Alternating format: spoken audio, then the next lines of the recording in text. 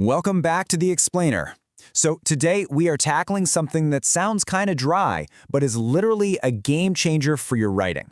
We're mastering a C2 level grammar concept that professionals absolutely have to get right. We're talking about the mechanics of defining and non-defining adjective clauses. I know, it sounds like a mouthful of total grammatical jargon. But stick with me here, because I promise you, by the end of this, you're going to have this superpower that takes your writing from just good to absolutely pinpoint precise.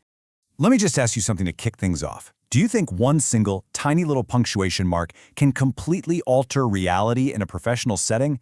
Like, could a simple comma actually dictate who gets to work from the comfort of their couch and who has to commute to the office? You probably think I'm exaggerating a bit, right? Well, let's look at the evidence.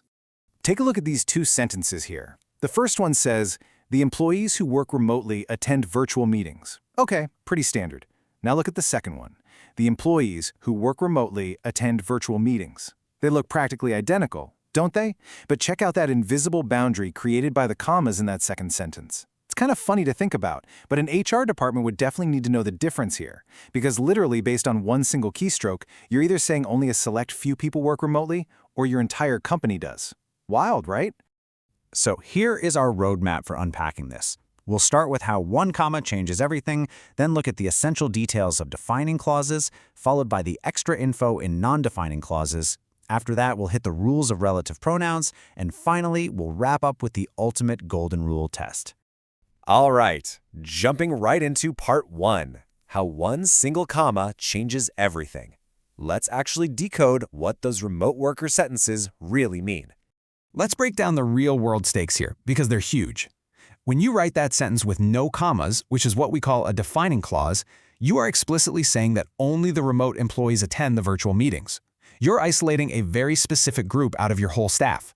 But the second you add those commas, creating a non-defining clause, you're suddenly making this sweeping blanket statement. You're saying that all of your employees are remote and hey, they all attend.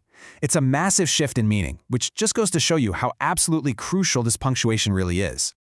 Moving right along to part two, let's formalize this first rule set by looking at defining clauses and those essential details. So the absolute key word to remember here is essential. A defining adjective clause gives you the essential information you actually need to identify the noun. It's completely necessary to the core meaning of the sentence. And the biggest visual clue you can spot? 0 commas. None. What's really interesting here is that if you take this clause out, the sentence's meaning completely changes, or it just becomes entirely unclear. Basically, without it, the reader is left asking, wait, which one are we even talking about? Let's look at the first example. The students who studied hard passed the examination. Now, imagine we just chop out who studied hard. We're left with the students passed the examination. Suddenly, we have no idea which students passed. It sounds like the whole class aced it.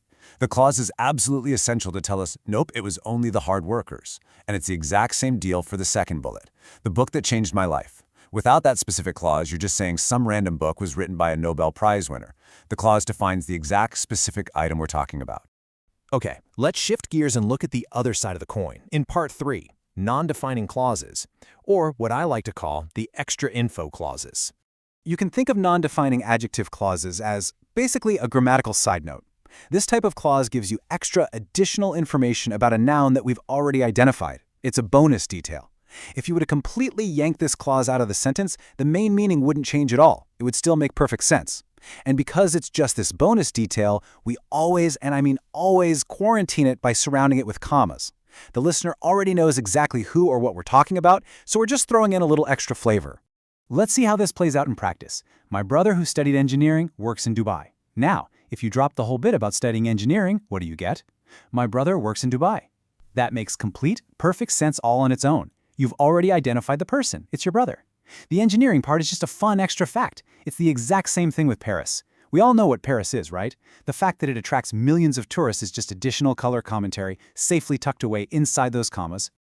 All right, section 4. Now we're going to look at the specific rules for the relative pronouns that trigger these clauses. And listen up, because there is a major trap here that you need to avoid. Take a look at the bottom row of this table, because this brilliantly illustrates one of the biggest pitfalls even advanced writers stumble into. Notice how both types of clauses use pronouns like who, whom, whose, and which. Totally fine. But look at the rules for the word that. It's perfectly fine to use that in a defining clause like, the car that I bought is electric. Totally allowed.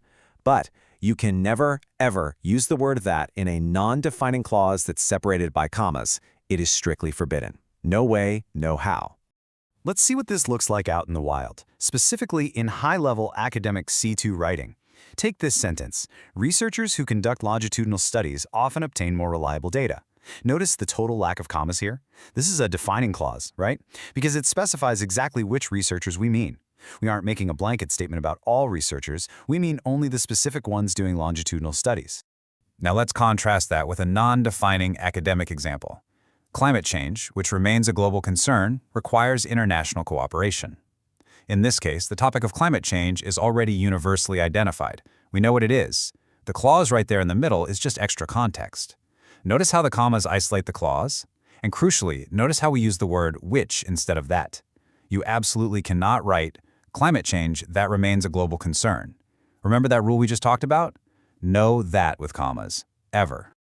Moving into Section 5. The Golden Rule Test. It is officially time to put your new knowledge to the test and see if you've truly reached mastery. Okay, here is your challenge. Look at sentence A, which has 0 commas, and sentence B, which clearly uses commas around the clause. I want you to figure out right now which of these sentences means that every single student in the class received feedback. Think back to what we just covered about isolating specific groups versus making sweeping statements. I'll give you a second to lock in your answer. All right, let's reveal the answer. If you guessed sentence B, you hit the nail on the head. Sentence B is the one that means all the students submitted their assignments and got feedback. Because we have those commas, the phrase who submitted their assignments is just throwing in some extra info about the entire group. Sentence A, on the other hand, without any commas, restricts the meaning entirely. It tells us that only the specific students who actually bothered to submit the work got the feedback.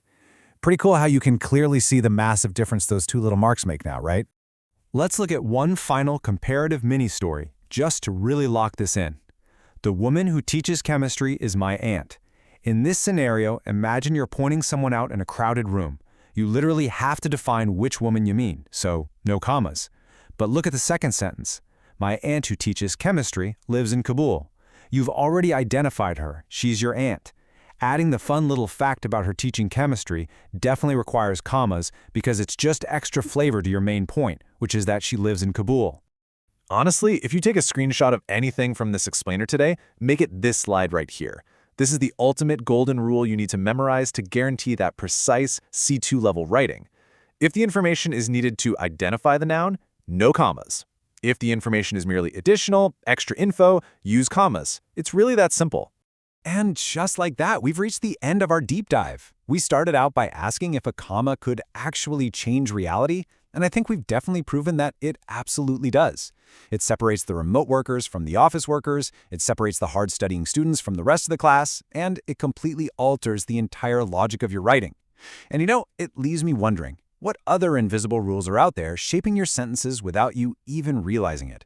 Thank you so much for hanging out with me for this explainer. Keep analyzing, keep learning, and as always, stay curious about the mechanics of language. Catch you next time.